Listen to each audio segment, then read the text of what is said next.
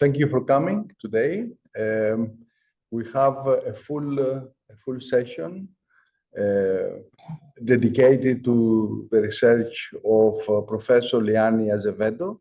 So as you can see in the screen, the title of the presentation is Early Years Movement, Behavior and Development, a Window of Opportunity. So we focus on the early years and recommendations for increasing participation. So I'll leave the stage for Liane and hope we have a good conversation afterwards. Thank you. I'm just gonna reduce this.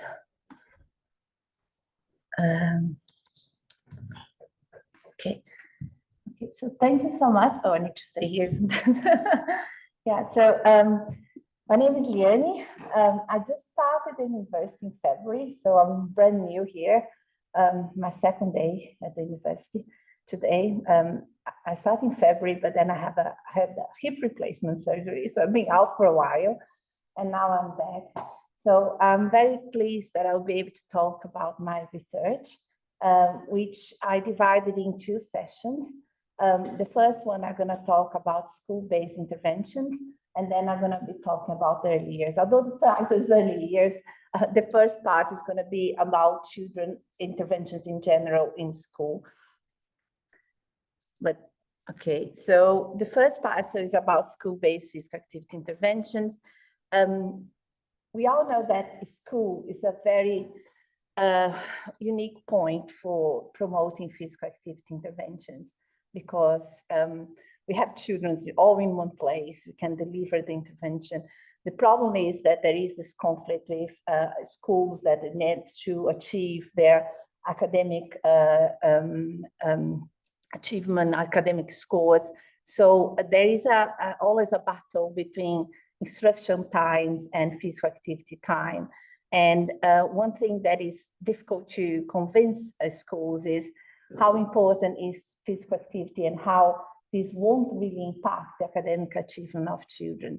So some of my first studies are about systematic reviews that we did about physical activities and academic achievement. And you know that the UK government had created a school sports and activity action plan. Hello. That they try to promote different ways to promote physical activity in schools, including recess time, after school, classroom-based. We're now going to talk about some of the initiatives that we had later on. So, oops, sorry. So one thing that I do frequently are systematic reviews. And I think systematic reviews, as you know, are very important to inform policies and practice documents. They are considered the top of the pyramid of evidence, and meta-analysis will be at the very top. And here I have a study that is actually done from a group from Spain that show about the association between academic achievement and physical activity. And it's a meta-analysis. I'm not sure how familiar you are with forest plot from meta-analysis, but here we can see that they have many studies. So these are all the studies that are involved in this systematic review. They divide these studies about on language-related skills, mathematics skills, reading, and here is a composite score, so all combined. So here are the results for each study, and the diamonds that you see here are actually the effect size, so how much effective it was, or how much association it was. And what you can see here is that physical activity is positively associated with language-related skills, mathematics-related skills, reading skills, and composite score, which combine all. So the argument that physical activity might impair academic achievement, according to this meta-analysis, is not true. So that is actually an incentive for schools to keep promoting physical activities and showing that this actually won't impact the results of children in GCSEs and so on. I'm presenting here a systematic review from one of my students from Brazil. Her name is Carla Santana. She, instead of looking to physical activity, she looked to physical fitness. and academic achievement. And she looked to cardiorespiratory fitness, muscular strength, flexibility, and again, a cluster, a composite score of all together. And she looked to studies that are cross-sectional and also studies that are longitudinal. So from cross-sectional studies, she's found a strong association between cardiorespiratory fitness and academic achievement, and also for the cluster of cardiorespiratory, muscular strength and flexibility and academic achievement. And when you look to longitudinal studies, she also found an association between cluster of physical fitness and academic achievement, again, reinforcing the importance of fitness and physical activity on academic achievement. So that might help to influence policies in school that showing that actually physical activity would not impact negatively in their performance. Carla also did another study that she looked to obesity and academic achievement. And she actually couldn't find an association between both when the studies were controlled for socioeconomic status, parent education, and physical activity. So what we can conclude here is physical activity and physical fitness is associated with academic achievement, but not obesity. So again, reinforcing the importance of physical activity. So there are several strategies that schools could use to promote physical activity. One of them is probably increase the time children spend on PE, or maybe making PE more effective, like time-wise, like reducing time on checking the attendance, changing clothes, making the most of the 50 minutes, 45 minutes that you have on PE. Another strategy that I'm going to present, I study here from another PhD student, is using what they call classroom-based physical activity. So implementing physical activity in class as part of the curriculum, embedding the curriculum in physical activity. There are other studies that look to increasing recess in school to make kids more active, and also to promote after-school physical activities interventions. So this is one of my first PhD student, Alison Wiener. She's now a senior lecturer, actually a principal lecturer at Teesside University. And Alison did a study that she looked to classroom-based intervention in primary school children in Redcar, in the Northeast. So Alison was inspired by some work done in the United States. I'm not sure if you heard before about the Take 10 or the Energizer. If you Google, you might find something about these programs. So they kind of embed the curriculum on physical activity. So they teach, for example, timetable by asking children to jump the results, or geography, they have the map and they have to jump on the map and so on. So they try to embed and make children active while learning in class. So these were implemented in primary school children.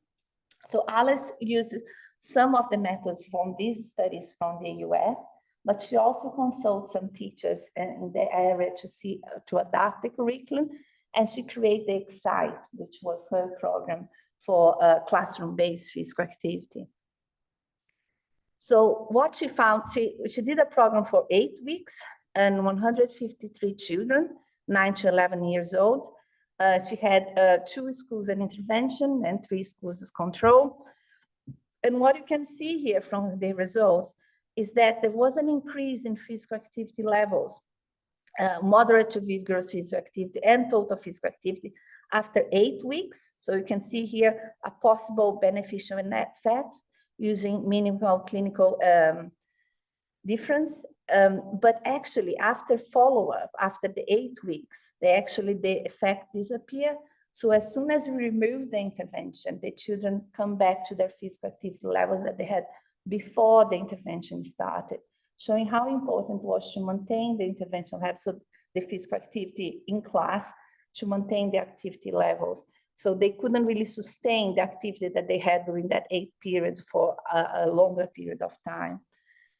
She also found an improvement in physical fitness, balance, and coordination. This was like a mixed method study. So she did some measures of physical activity, fitness, and so on. but she also wants to understand what worked and what didn't work. So that's why it's so important sometimes to include a qualitative element. So she did focus groups with children, and she also did interviews with teachers. So for the focus groups with children, there were 67 different teams here that you could see. So what children find is that they really enjoy some of the activities. Sometimes the timetables is boring, but that makes it fun. They feel that they were puffed, so they feel that there was some activity going on. Some of them felt that they were learning while they are doing the activities. Sometimes they feel that the activities help them to wake up. And there are actually other studies done in America that apparently attention of children improve after these are classroom-based activities rather than reduce. So they would like to have more different activities.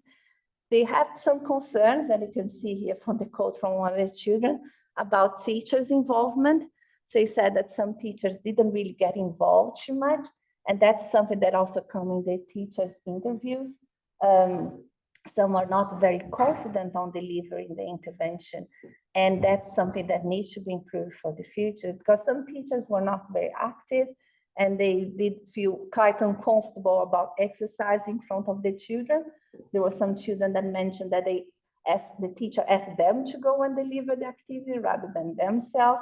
So there is this important that showed from this study that we need probably to provide more training for teachers and improve their confidence to deliver this. Yeah, so you can see a suggestion for the children were to have the teacher to join in and also to try different activities.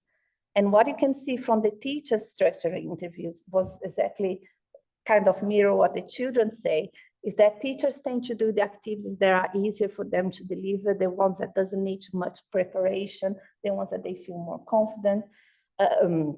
They enjoy the delivery, but they think that for delivering long term, this needs to be part of the curriculum. They're not really prepared to include it, because what they see here is that because there is quite a lot of constraints already in school day, this is going to be an extra thing to add.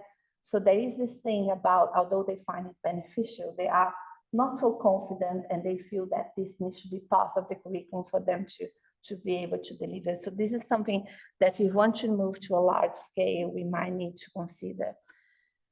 So I always suggest if you're doing intervention studies and you want to evaluate, it's very important to include the qualitative element, because we learn so much from this part rather than just the results of how much physical activity change and so on.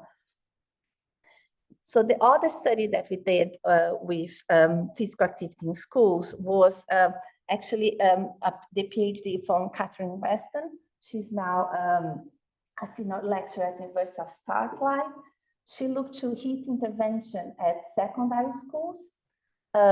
Katie also went to the process of consulting children first before implementing the intervention. So she did some focus group so she could get from children which activities they would like to do.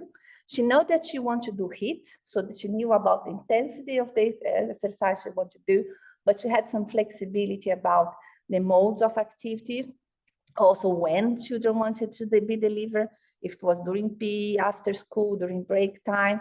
So all these things were input from children. And actually that helped them to engage more on the intervention, because they feel that was part of their input that the intervention was developed. So after the first study, she just did a pilot, and then she did 10 weeks of interventions, a control before and after study. And she also did an evaluation to check the fidelity, because this is a HIIT intervention that, for example, heart rate needs to be above 90%. You need to be sure that it's really a HIIT, not a moderate intensity intervention. So all children receive physical activity, a heart rate monitor, just to check if they were above the intensity. So the results I'm presenting now is the results of the main study. So the intervention consists of 4 sets of 45 seconds at 90% of maximum heart rate, followed by 90 seconds recover, 3 times a week. And these were the modalities that children suggest that they wanted to do. And there was kind of a variation every week. Katie was also interested in cardiometabolic measurements. So she measured triglycerides, waist circumference, a moderate to vigorous physical activity, and the shuttle run. And you can see here that was a positive change in all these measurements, but no change in body composition, cholesterol, and blood pressure. But what she concludes is that HIIT could be a time-efficient program from cardiovascular health of adolescents. So considering the time constraint that we have at school to implement PE, to promote physical activity, maybe HIIT could be one of the ways that you could promote physical activity, improve fitness, and get children engaged on it, because you can see the duration of activity is quite short and can bring benefits in general for fitness and physical activity. Okay, this is one study that I led a long time ago in 2011. This was the time when local authority had money, which is not something that happens nowadays.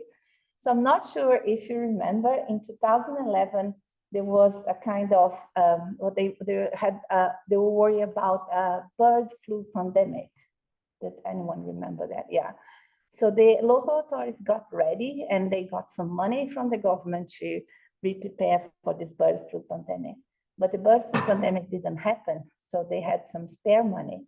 And a local authority from Middlesbrough and Redcar decided to invest in dance mats in secondary schools in Redcar and Middlesbrough.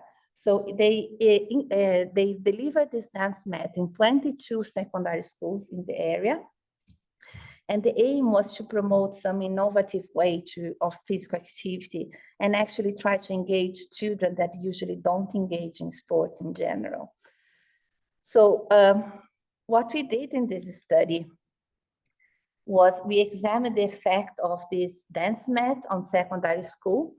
So since all schools in Middlesbrough and Redcar received the dance mat, we get control school from another locality, some from Hartlepool and Stockton.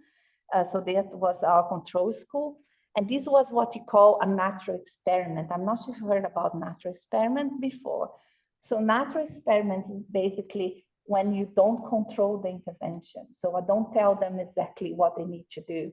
Each school delivers the way that they want to deliver.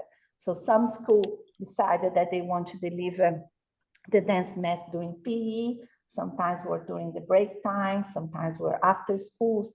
Sometimes they just deliver, which was happening. Usually what happened is when it was raining, they couldn't do any PE outside. They give the dance mat. So there wasn't like an homogeneous delivery across the schools, which made things more challenging to measure. However,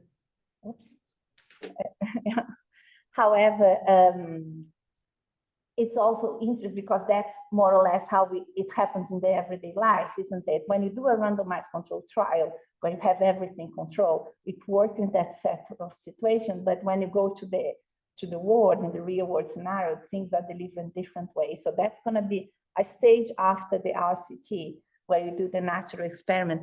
However, it's difficult to control and it's difficult to show effect in this situation, to understand if it is positive or negative, what it caused this problem. So this was also a mixed method studies. The main outcome was physical activity, but we also measure anthropometric, body fat, aerobic fitness, and school attendance, and so on. So one thing that we notice is here we have an intervention and here we have a control group. And if you can look to the results, both groups increase BMI after 12 months, which you kind of expect because children are on a maturation stage, they try to usually increase, but you can see that the control increased more than the intervention group. So there was a positive mean difference between group in favor of the intervention.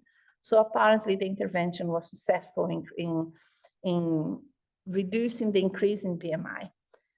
However, our main outcome was physical activity. And I'm not sure how many of you have used accelerometers before. So this is an archigraph accelerometer, which measure physical activity. So children had to wear this accelerometer on their hip with a belt.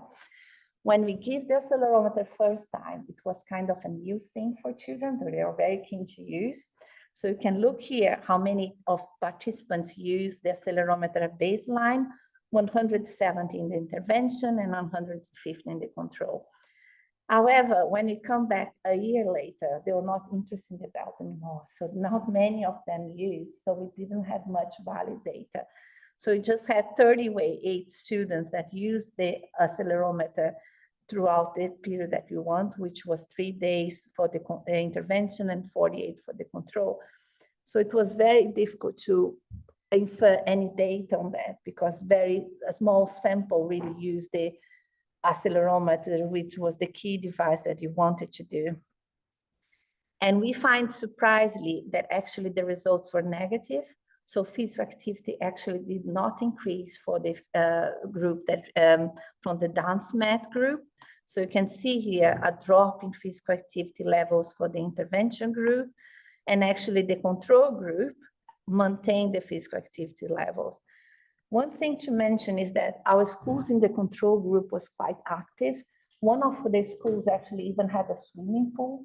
So they tend to be more, the promotion of physical activity was much more intense in that control school than our intervention school. And these were things that we didn't control. So although the intervention was successful to reduce BMI, it wasn't successful to our main outcome, which was physical activity.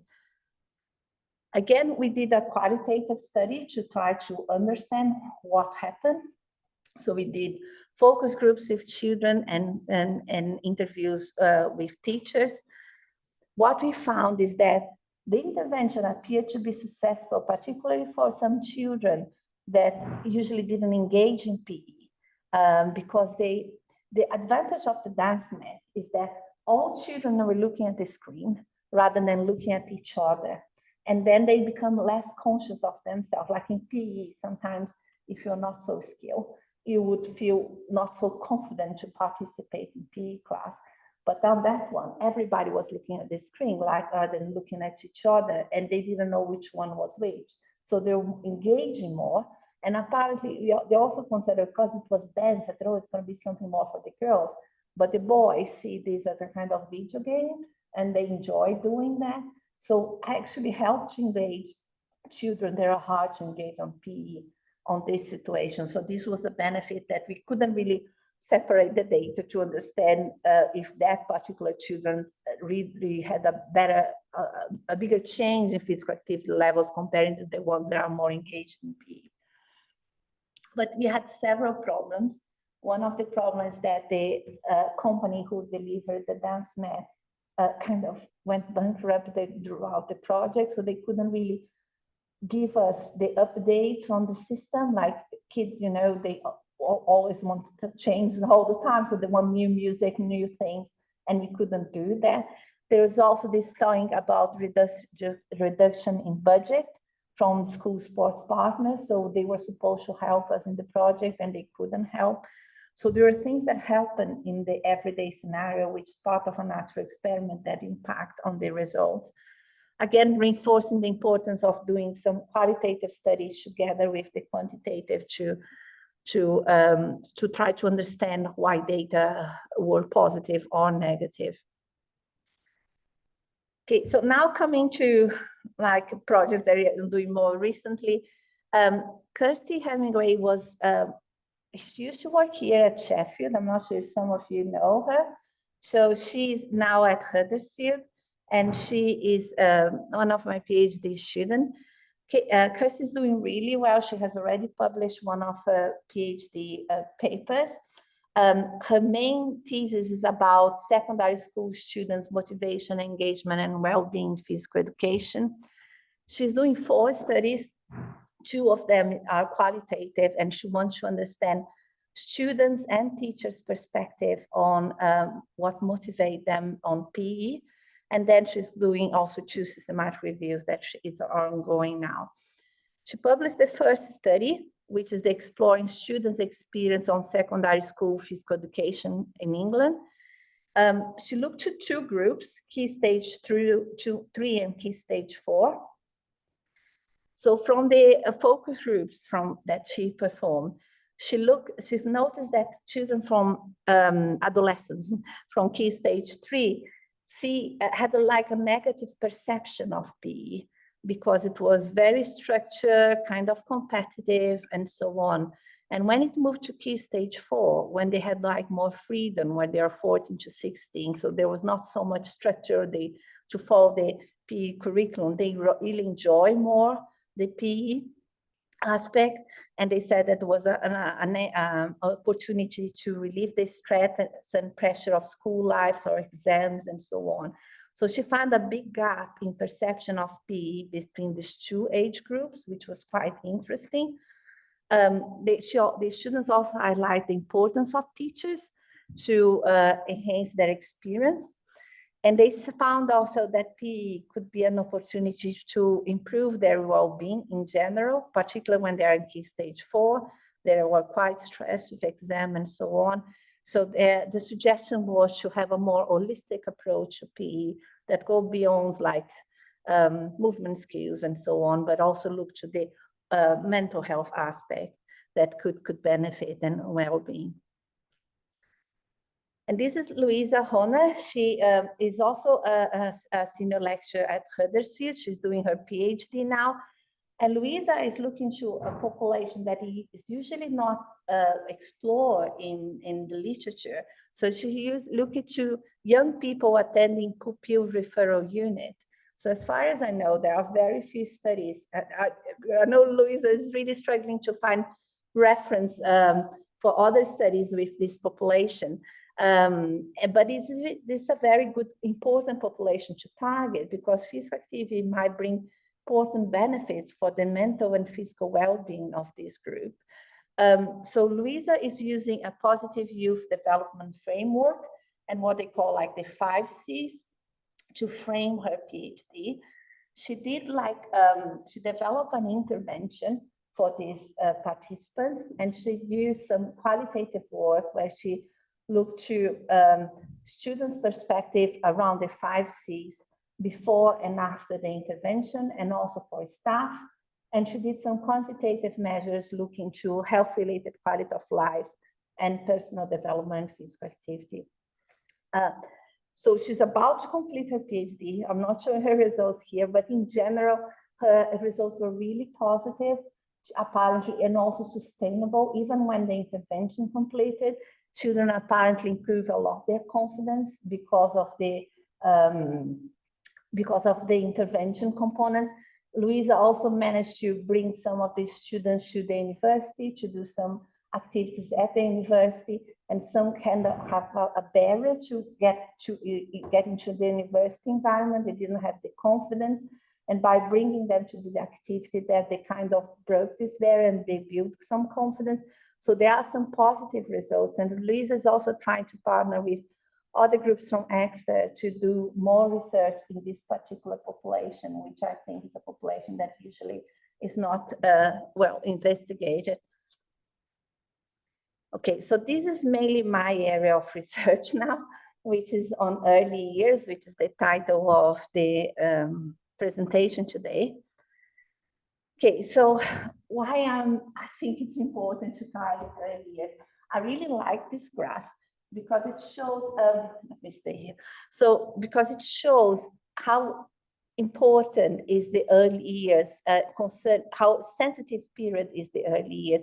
You can see here how much change you have between years 0 to 5 on several behaviors such as emotional control, conceptualization, language, peer social skills. So because of the high plasticity of the brain, things that happen at the first 5 years could maybe influence you throughout the whole life.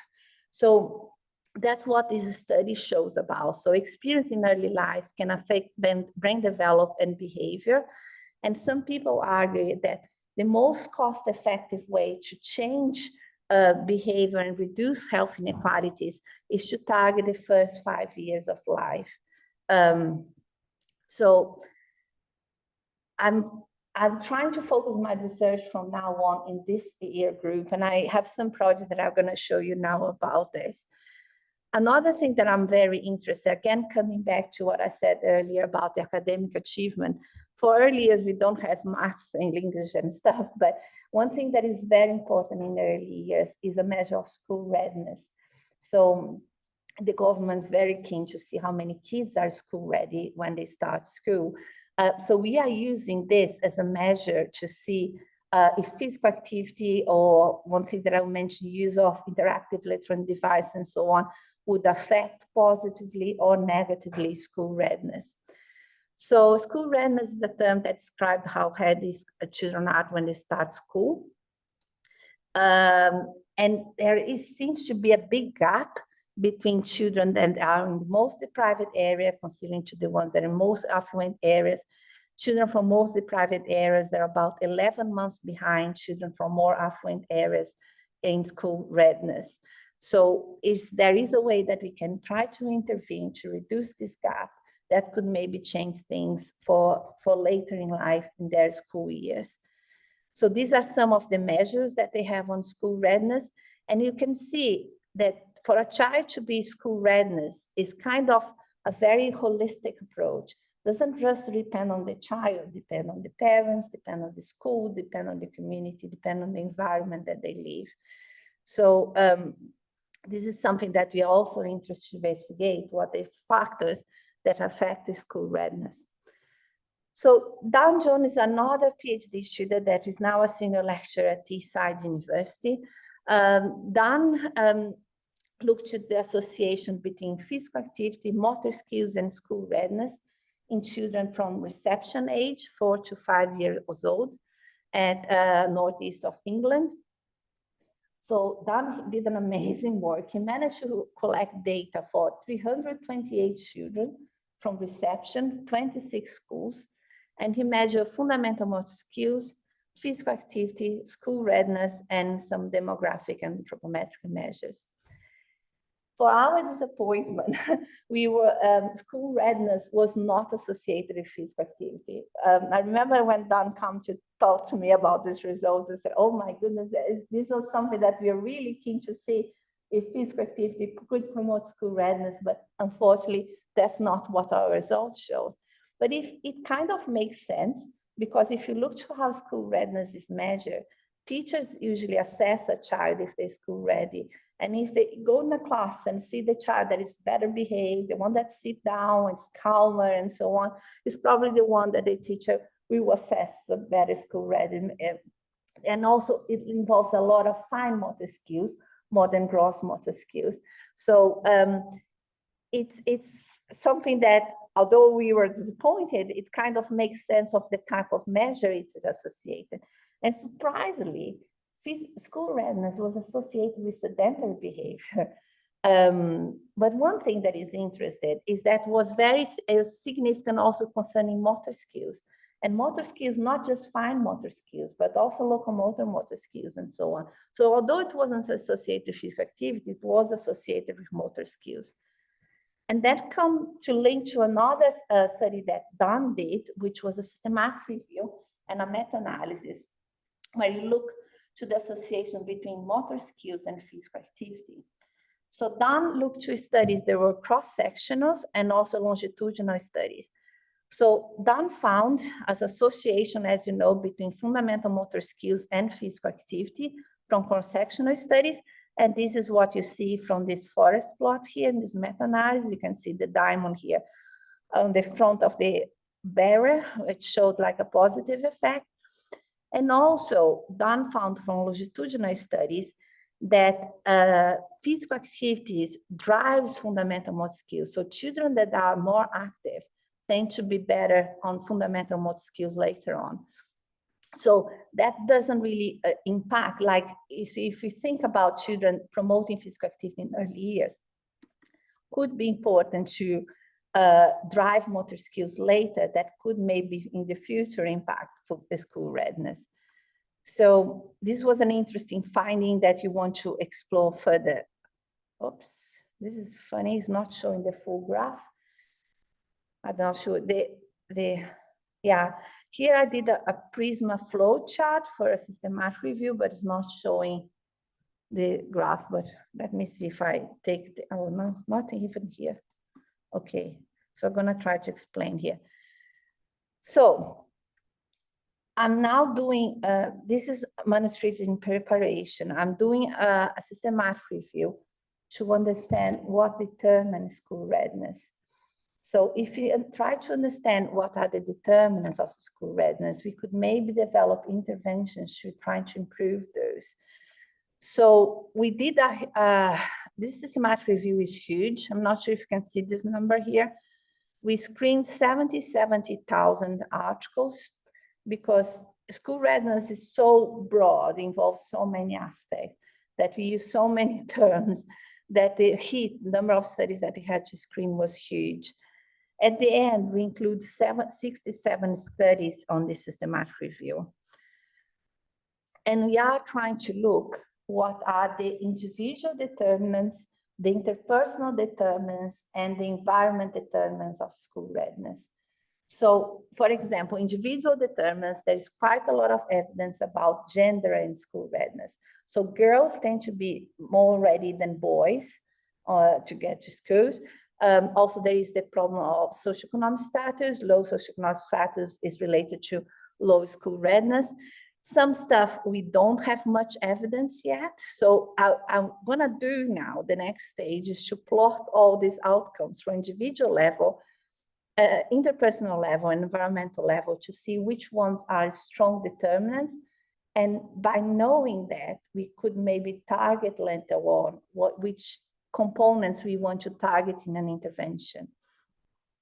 So we want to see, for example, if childcare type is an influence, if, for example, parenting strategy, parenting authority is a strategy, is something that influences school readiness and so on. And that could maybe in the future inform policies. So we are also working now on a grant proposal for the ESRC. The ESRC, you probably notice from this accent here that I'm Brazilian. So there is a call from, from the ESRC that called UK Brazil ESRC. And ESRC is very interested in education and inequalities. So we have developed a project with Brazil, which we are hoping to submit this month, which is led by Professor John Rayleigh from University of Strathclyde. And we want to understand the influence of movement behavior on early childhood development, which is mainly school readiness and mental health. By movement behavior, I'm not sure if you're aware, it means physical activity, sedentary behavior, and sleep. So it's not just physical activity and sedentary behavior, so it involves sleep also in this, and it's a part, the guideline is moving now to movement behavior rather than just looking to physical activity and sedentary behavior. So the study is about looking at a cohort in the UK and a cohort in Brazil in a long time, doing a longitudinal study to see if movement behavior would affect longitudinal study. So something similar to what Dan has done, but Dan has just done a cross-sectional study. Here we want to see in long-term, in longitudinal study. And we also want to focus in schools located in the private areas.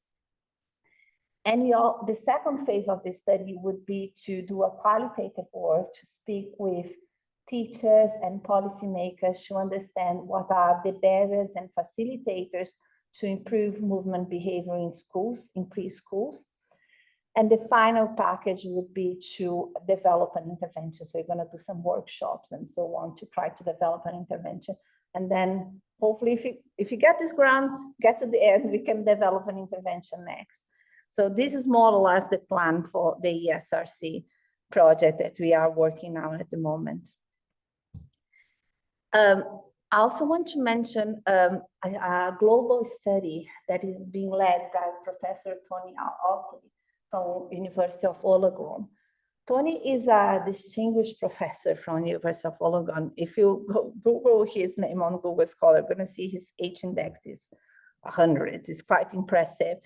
So Tony has done quite a lot of research in early years.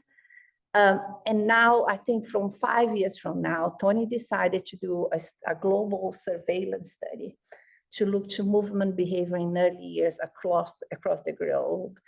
But our unique thing about this study is that Tony is very interested to encourage research in middle income and low income countries. So he's recruiting countries all over the world, and he has a ratio that for every developed country, he has to recruit 2 mid or low income countries. So he has quite a lot of studies in Africa. It's more than 64 now. I think they are close to 100. This I got from the award website. And South America and so on, in Asia. And so Tony is trying to do this global mapping of movement behavior in early years. And then hopefully with this huge surveillance, he will be able to develop an intervention across different countries and understand the difference in movement behavior and the different needs and so on. A good thing for me to be part of this group is that it creates a huge network. So we just recently published this study, which was in Lancet Regional Health, which was like a kind of a common study just to look to what we know about movement behavior in Europe. And basically, what we know so far is that more than 75% of European children do not meet the guidelines, and there is a need for more studies in the area. Also, we were involved in a Delphi study to understand what you need to do next. And of course, one thing that they need is more fund to do surveillance studies, because usually funders in the UK, they fund you to do interventions, but not surveillance, because intervention, you can see the effect. So you can see the change in behavior and it's easy to show impact. Surveillance is more observational study and you can't really show impact usually. So funders are usually not very interested in surveillance studies. So yeah, just want to mention about this study, which is quite important. And here's the website if you want to visit. Okay, so this is the final part. I hope I'm okay with time.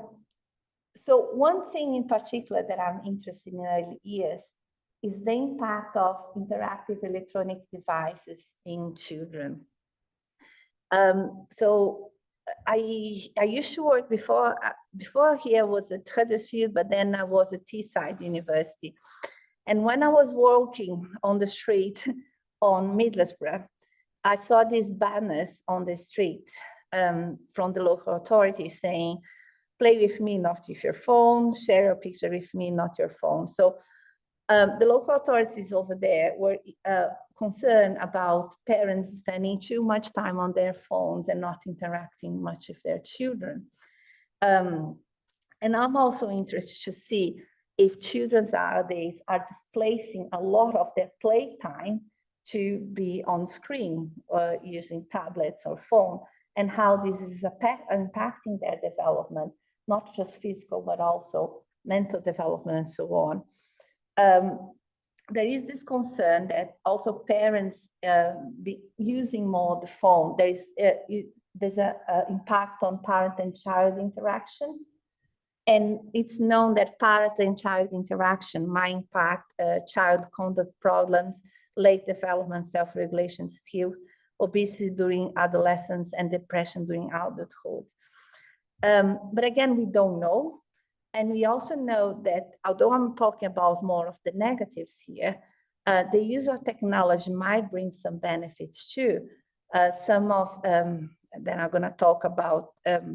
Some studies show that children who use more technology have more eye-hand coordination skills.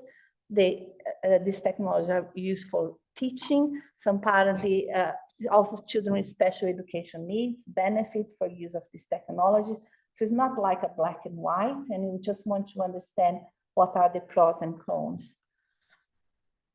There is quite a lot of confusion in this area, and there is some studies, qualitative studies that show that parents are not sure how much they should allow their children to use this. So are they overstimulated consumers or the next generation of learners? Also, guidelines for physical activities don't have like a prescribed dose of what should be recommended about using this technology. We know that physical activity, children need to be active for 60 minutes a day, but we don't know about exposure to technology or sedentary behavior in general. So NIHR released a grant, a call about 2 years ago to understand the impact of electronic interactive device in children and young people. I applied for this like, I don't know, 1.5 years and was unsuccessful, and applied last year again and was successful. So I've been starting the project now in May, and I'm gonna talk about the project just now. But in preparation for this project, I'm not sure if any of you have done NIHR before, they ask you to do a lot of work in preparation. So I had to do a lot of consultations with early years practitioners, parents, and also connect with local authorities and policymakers to understand their views. So one of the studies that we did was to understand early years practitioners and public health consultants' perspectives on the use of interactive electronic technology. I prepared this paper, which is now under review. So we interview early years practitioners from a nursery in the private area and an affluent area to understand their views. And we found that parents and policymakers believe that these technologies are used for parents to entertain children while they are busy. You probably, if there are any parents here, they probably know that you just give the device and then let the children to play while you're doing your home stuff. But they also think that might impact communication and behavior. And you can see here from this quote from one of the earliest practitioners that they are very concerned about parents' use of the technology. Parents come to nursery to collect their kids and they don't really communicate with them or their children. So they found that actually there is being a delay in communication, language skill. They're not sure if there is related to the COVID pandemic or it's because parents are interacting less with children. But they also agree that can be beneficial for some aspect of learning. And they have this quote here about particular children of special education needs. But they certainly think that we need to know more and develop interventions on this aspect because we don't know enough about it. So I'm getting to the study just now. I just want to put this in the middle. This was a systematic review that I'd done a few years ago in 2019, where we looked to the determinants of sedentary behavior. It wasn't just, of course, mobile phones and tablets, but was sedentary behavior in general. And most of the literature actually was about TV viewing, which is something now thinking for the past, because most of the children don't stay much on TV. Most of them stay on tablet. But the literature that I looked was mainly on TV. And we tried to understand what were the determinants of sedentary behavior and what could be done to change sedentary behavior in young children. And we found that if you use kind of behavior contract with parents, if you promote graded tasks, so if you prove like, if you give tasks that progressively increase, if you give incentives, also if you target after school, because children tend to be more sedentary after school time than they are during school time in nursery. So that's maybe the period where we need to target. And also children tend to be more inactive when they change from child care to school. So again, show another period where we can intervene. So this information here might be useful to promote interventions in young children that might be affected based on this systematic review. Okay, so coming back to the project again. So this is the title of the project, a big one, and we want to understand the benefits and harms of interactive electronic technology. We have a huge team, and I think that was also a big part of being successful in this grant, because I didn't have any big grants before, because I joined with other big names. I think the panel feel more confident on giving the grant. Another thing that I think it helps you make us successful in this grant was the partnership with local authorities. So I involve early years practitioners, early years public health consultants for 4 local authorities in West Yorkshire. because I was in West Yorkshire, I didn't involve Sheffield this time, but maybe next one. I also have people from Ofcom, who is very interested in use of media, and the Department of Health and Social Care. So this is our project logic model, which is kind of complicated, but I'm just going to briefly explain what the work package would involve. So it's going to be a 4-year project that we're going to start now in May. The first work package is going to be about doing a systematic review to understand the determinants and correlates of IED use. So what really influence what type children to use these technologies. The second work package is the big one.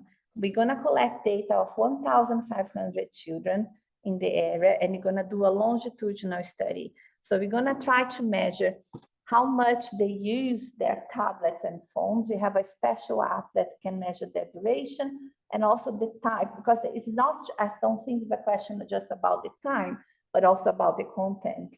So if children just use, like at this age, watch adult content or things that are not appropriate, not educational app, that might be a different effect from one that use educational app. So we're going to try to look to content and duration. And the main outcome is going to be development, language skills, motor skills, social skills, to see how it affects in a near time. So we hopefully going to have a cohort of people that we have low users and high users to see if there is a change on this development mainly, but we also are interested in movement behavior, BMI, parent and child interaction, and so on. And the third work package is going to be a challenging one, because you want to understand how children use this device. So we're going to use some observations at home using what we call visual ethnographic, where you're going to film them at home how they use this device. Because some people argue that you could be more active using tablet and phone than you are on the TV, that you sit still. Because children might be moving around, some apps also might be more interactive, asking them to move. So you like to see that. And also, there is some evidence that children that co-view their apps and or any interactive technology with their parents have positive effect compared to the ones that are doing in isolation. So maybe the co-viewing is also an important aspect for development. So that's more an observational study.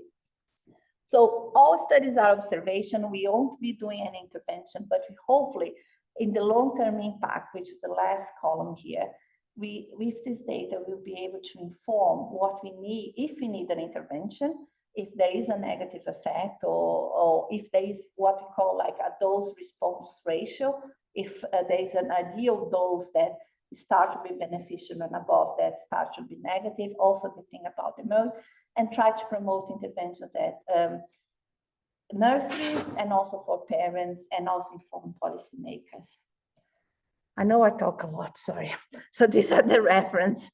So watch this page, and hopefully we are now recruiting for a research fellow for this project. There will be 3.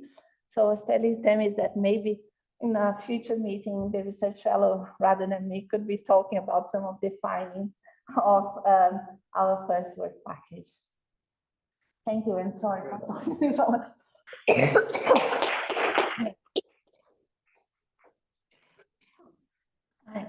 Any questions?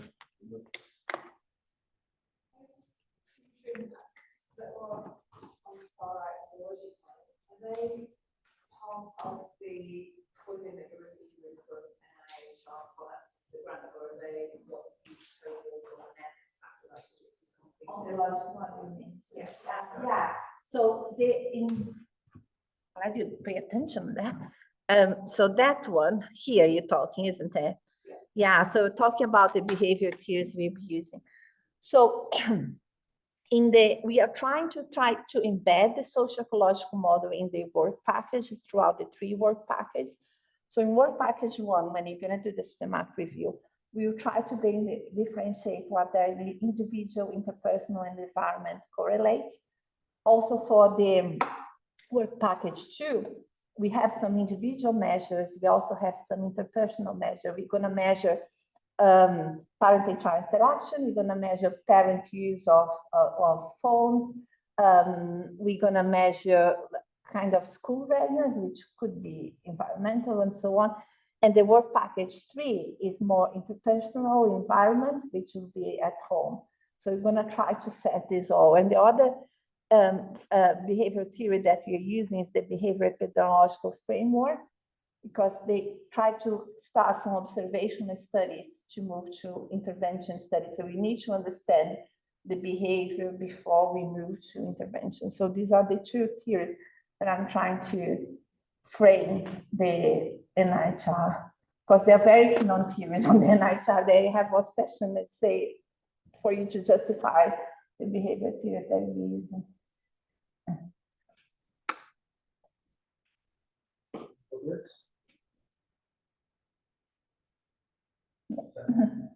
Yeah, thanks, Liane. Where are you going to be based here? Because it's really important new area of research for us. We probably don't have the expertise concentrated in one place. Yeah. So my team, Richard's team, Tim, or AWRC. So what's the thinking behind where you're going to be based and recruiting staff rather than using, say, existing staff? Yeah, so I was discussing this with Ruth, and Ruth is very keen that I'm based here in the collegiate, though she's happy for me to be a collocator at the HWRC. I'm part of the physical activity research group from UNESCO. How do you say the whole name? Physical activity research group. Yeah, so I'm still learning the acronyms. So I'm part of that group, and I'm not sure if my research is going to be fitting in that direction. I'm also part of Garrett Jones' children group, because my work is focused on children. Research assistant will be based here at the collegiate, as far as I know. So I said, I came from Huddersfield that was quite a small group of researchers. I think we had just 7 or 8 in our sports department. So I was telling them, I'm finding quite overwhelming here how much is going on here and how many names I need to remember in areas of research. I'm very keen to collaborate with anyone that is doing research on children. I'm also starting to collaborate with Helen for cancer research. She invited me for something. So yeah, I'm happy to work in different areas, and maybe, I don't know, if we're going to have an early years group in the future, then we can start using from this research that is not just focused on movement behavior, but maybe biomechanics and other things too. We could think about that and hopefully have an impact case in early years. I'm making quite a lot of connections on this project with the Department of Health and Social Care and of Home and so on. So hopefully some of this information can transfer to policy and help write the impact cases. You met colleagues across the colleges as well from the Sheffield Institute of Education and the early years research facility Sheffield. Yeah, I heard about that too. So that's another group. I heard somebody called Sarah that has even run a nursery in the private area here, and there is a nursing here that is very research focused. I'm trying to get my head around. I've certainly love to connect with them. I didn't have a chance yet. One thing, I need to see how much flexibility I'll have to change this, because I already set the partnership with all West Yorkshire Council. I could include the Sheffield Council here, but I might need to consult this decision to see like the impact on sample size and clusters, and if that would be an issue. I certainly would like to build collaboration with them, because this is a research that, although it's physical activity, it's a lot of education aspect and inequalities and so on. So there is the social aspect and the education. In this project, you did mention a lot about monitoring the use of technology at home. Yeah. Is there also a section which you monitor the use of technology within the nursery and the childcare environment?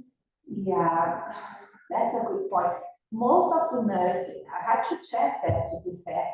Most of the nursery don't allow children, there's different names, some schools that allow children to use phones, but nursery don't allow children to bring their phones on their iPads.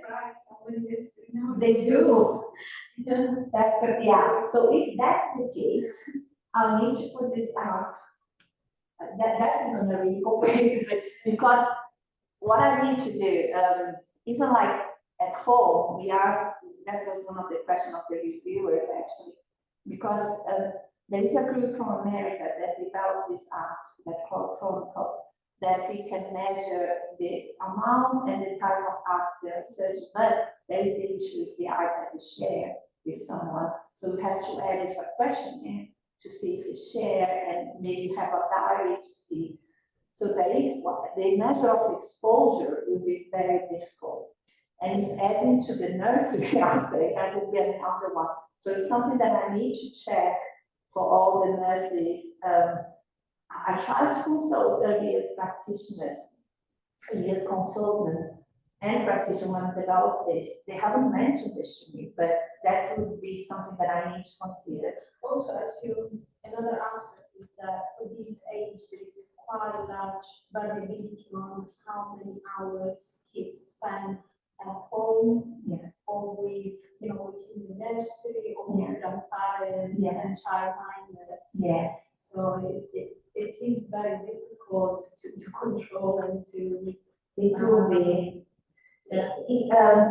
In this project, we also set a PPI group of parents and early years practitioners. So we have a family PPI and a professional PPI that we're going to meet every month, and we're going to go through the challenges and what we need to. So we are at the stage now of recruiting this group and hopefully they'll help us to overcome.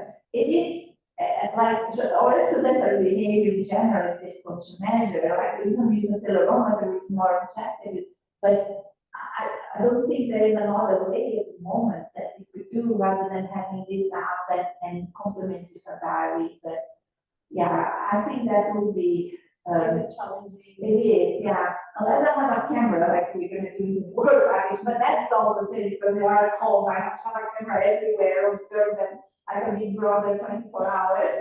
And so, yeah, it is a challenging project. The MI child funded another project in the same team, but it was with adolescents and it was at school level. So they looked to schools that have policies with phone compared to schools policy no phone, to look to well-being, academic achievement, and so on. So it's kind of more a natural experiment, which is easier. But I think my concern is because of how much the importance of the early years on brain development and so on, the displacement of play at this age is impacting positively or negatively. So some early years practitioners are concerned about the drop of school readiness that they have seen coming even before COVID. Some of them maybe blame the technology, and some of them say that children are not school ready because like polytraining, for example, lots of them are conscious to not being trained because their parents are not doing enough time. And they are also concerned about parents' use of technology. Is that real, or can you blame the technology or not? So it's an attempt. I know it's going to be a very challenging project, but I think we want to start somewhere. Yeah. Good luck. Thank you. Can I ask? Yeah, sure. Projects that you mentioned in the past, there was one where you had an intervention, which increased physical activity, and then the intervention dropped. I think it's there. And the intervention dropped, and you had the return to the previous levels of physical activity, which is what we should expect. But was there a following up from educational achievement? Did they measure? Because we expect educational achievement to increase with increased physical activity. If that drops, if physical activity drops, do you know if educational achievement follows? Unfortunately, I think it's this project that we are talking about. So this project, we had a change in physical activity levels after 8 weeks, but at the follow-up, which happened 4 weeks after, so it was week 12, they dropped. Unfortunately, we didn't measure academic achievement on this one. If they are primary school children, to do academic achievement, we had to give them a test specifically for this. We haven't done that.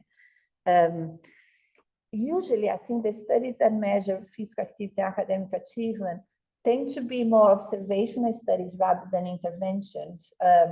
I'm not focusing too much on that literature anymore, but I think it's important to do studies that look to intervention studies to promote physical activity and see if there is a change, because it's better to look to causality if you look to intervention studies, isn't it?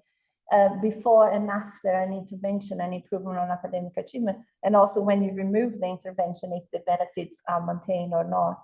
Unfortunately, this one, we haven't measured academic achievement. We can ask another one. Sure. Unless there is this strange relationship that you found with educational evidence. Yes. I remember seeing, about 10 years ago, data on physical activity, very 85, 6 years old. Yeah. And depending on the definition of physical activity, they are dominated by the school activities. So we had like a physical activity participation rates about 90%. So there was nothing much, 95%.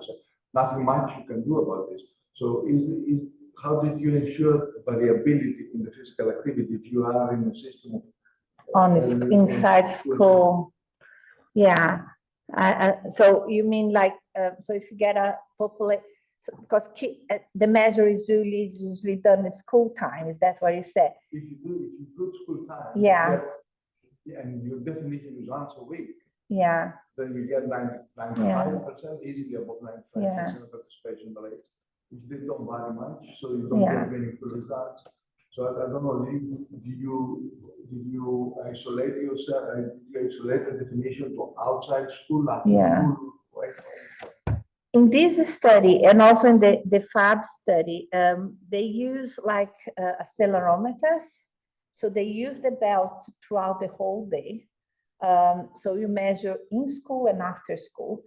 If we could, because we have the data for in school hours and after school hours, we could do further analysis to understand if there is an association of physical activity with school, within school hours and the outcome, and after school hours and outcome, because we have this data from the accelerometers. We haven't done that. That's something that we could investigate. And I appreciate what you said. There is this variability. Children at school might be active at the same level, but after school, there is quite a lot of variation. There are some kids that are more active than others. Some walk to school, some do sports activities and so on. So that's variation we didn't really take into account. Because we're measuring change from baseline to follow-up, we hope that this would reflect on the intervention. So probably the kids that were already active at the start, they maintained their after-school activities afterwards, and the change we noticed was the change from the intervention. However, there are also people that argue that sometimes if you are more active at school, you're less active otherwise. This compensation apparently happens mainly with adults, not much with children. So adults, especially older adults, if they do an exercise intervention throughout the day, they tend to be less active. But I don't know. I couldn't answer. I think this is a study that we haven't investigated, but it's something important to look at, in school and after school, because I understand everybody at school has less variability comparing to after. Yeah. Is that a question online, or I don't know? How do we know if we? No, I don't think there are any questions. Where do I go here? No. Ooh.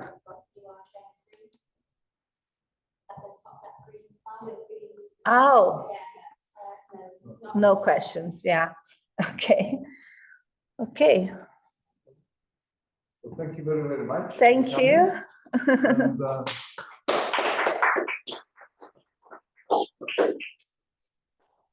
And,